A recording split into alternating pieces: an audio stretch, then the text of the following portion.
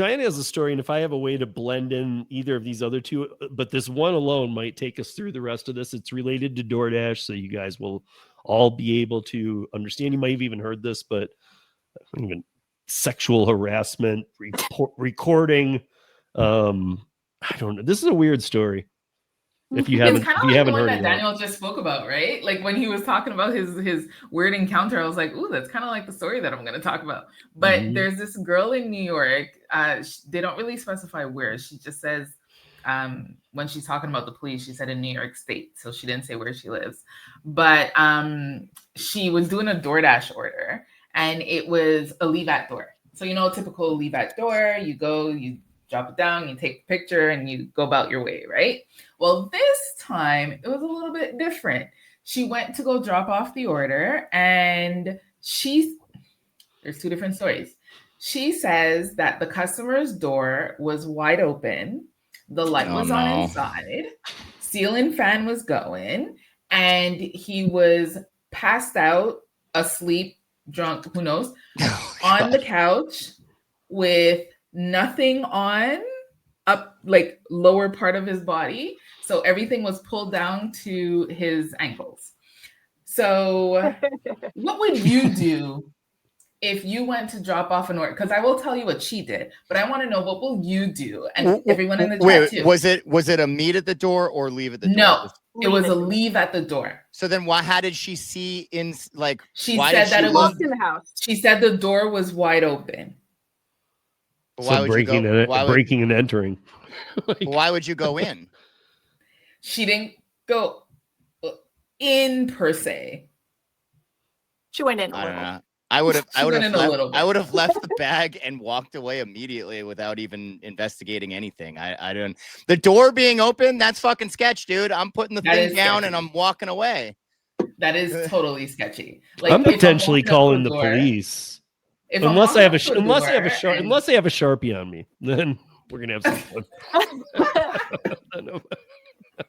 I don't know. I always feel weird. Like if you are like you have to like walk by someone's window. Sometimes you have to like kind of do that to get to a certain door. Yeah. If they say like leave on the side door, you're like walking by windows.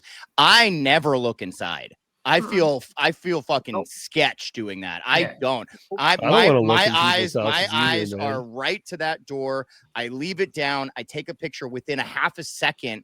Even as I'm walking away, I'm taking a picture and I'm gone. That's because I'm trying to hustle. I'm trying to make a lot of money. I don't want to spend a lot of time there. But two, I'm not trying to look at somebody's window while I'm standing there. And if she looked inside that place, I don't know, dude. She put herself in that situation. Here's what she did. She recorded the customer. Yes. She recorded the customer, and then she went and she posted it saying that she was essayed. I don't know how YouTube is, so I'll just say essay. She plastered his dick all over TikTok. What a sociopath, dude. Yes. So she said that she was essayed at work, and she posted the video, and TikTok obviously took down the video. She reposted it again and censored certain parts. Yes. And then the story gets better. It gets better. Okay.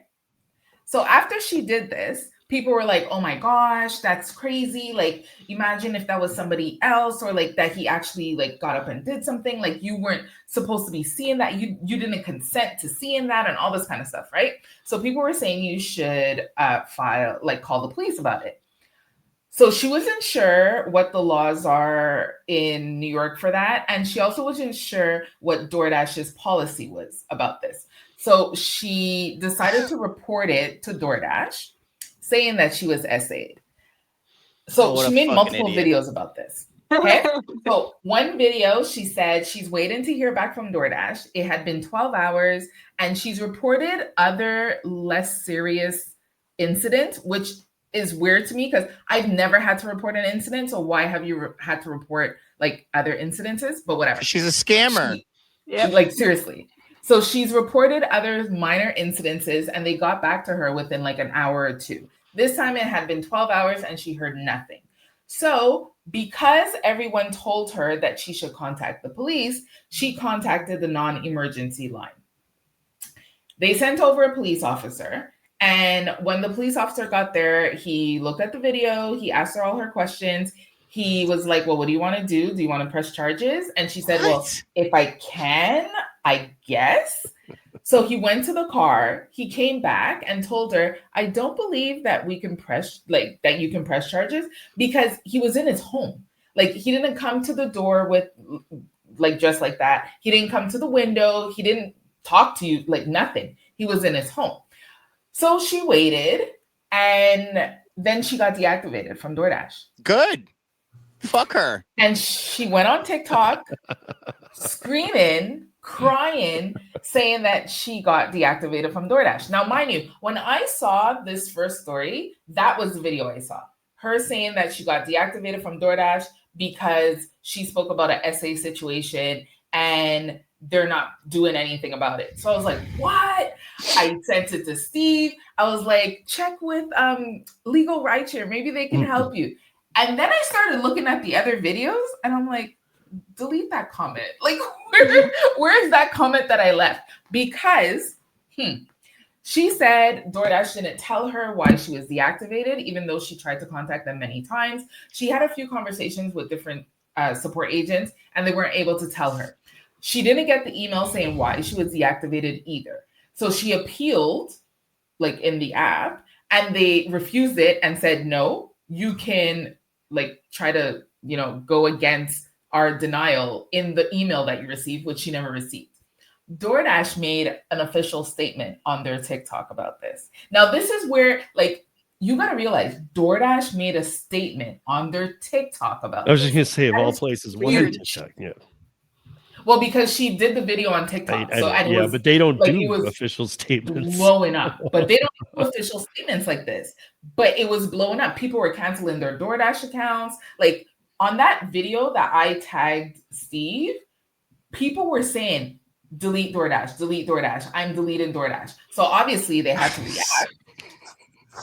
I'm so sick of this culture, dude.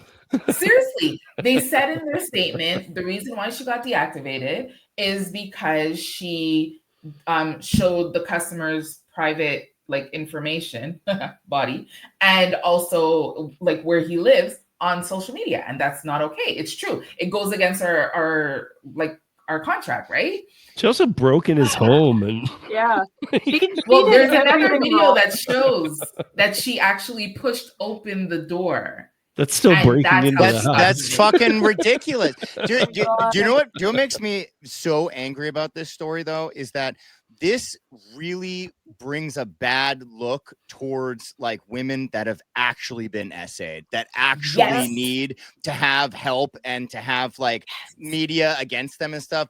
This stupid bitch is, like, making it seem like women are, like, just going to take advantage of any scenario they can, try to have a lawsuit against some guy and just, like, ruin their life over nothing. She went out of her way to do this because she's a scammer and she makes every other woman that has had a problem with this look bad. And it's exactly. I hate that kind of stuff, man. That's what was frustrating.